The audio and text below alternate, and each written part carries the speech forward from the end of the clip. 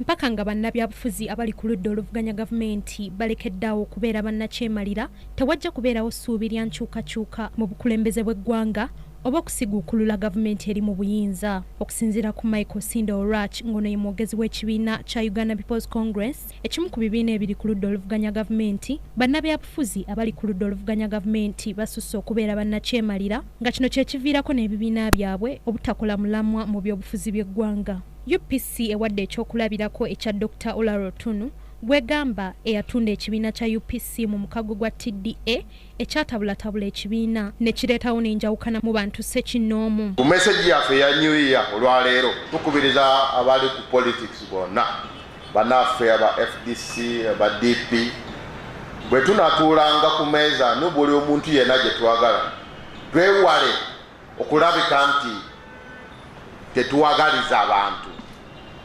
lwasonga twewale okulabika nti tweyagaliriza we ffeka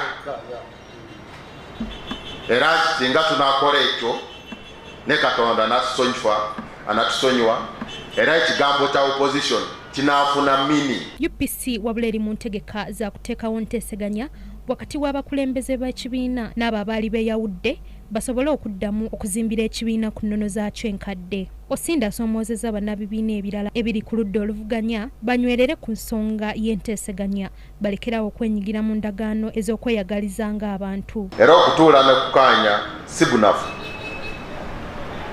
Enteesaganya tekiraga nti oli munafu, wabula enteesaganya kiraga nti otegeera bulungi nnyo era n'oli omuwe opportunity ateese byayagala okuteesa awo ne musalawo ng'ensi.